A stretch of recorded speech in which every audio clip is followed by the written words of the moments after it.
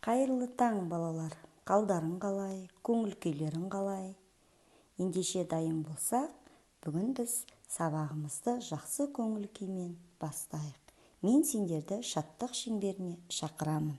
Өлең жолды бірге айтайық.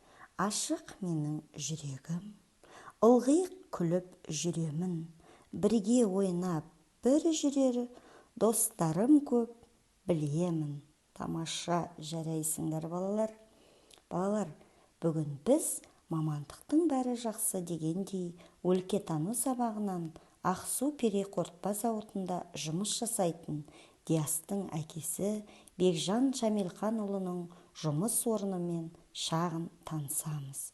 Олай болса, сөз кезегін Бекжан мырзаға берейік. Сендер мұқият құлақ салып тыңдаңдар.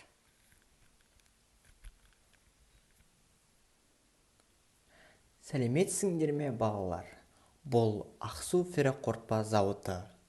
Зауыт қандай үлкен, қаншама мұнара будақтап түтін шығып жатыр.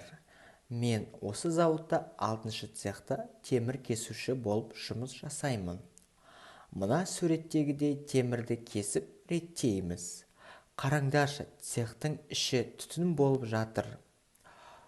Жұмысқа барғанда арнайы жұмыс киімін береді.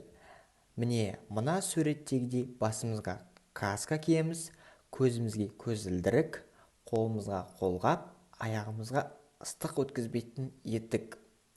Үстімізге арнайы комбинезон киеміз. Шаң тозаң түтіннен сақтану үшін респиратор киеміз. Қараңдаршы, темірді осылай отқа балқытады.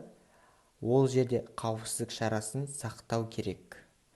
Мен өз жұмысымды жақсы көремін.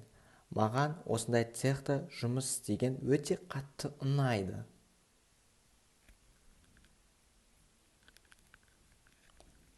Тамаша, рахмет Бекжан мырза, сізге алғысымыз шексіз. Ендеше, балалар, сендерді тағы да шеңберге шақырғым келіп тұр.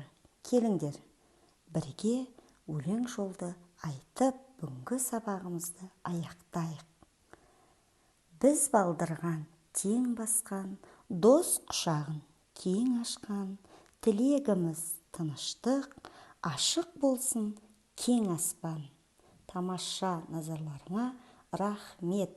Балалар, сендер де өскенде өз мамандықтарыңды таңдап, маман иесі болуға мен тілектеспін. Ол үшін балалар білімді, ақылды, мейірімді, елін сүйетін батыр, ер жүрек болу керек. Тамаша, жарайсыңдар, балалар. Келесі кездескенше қош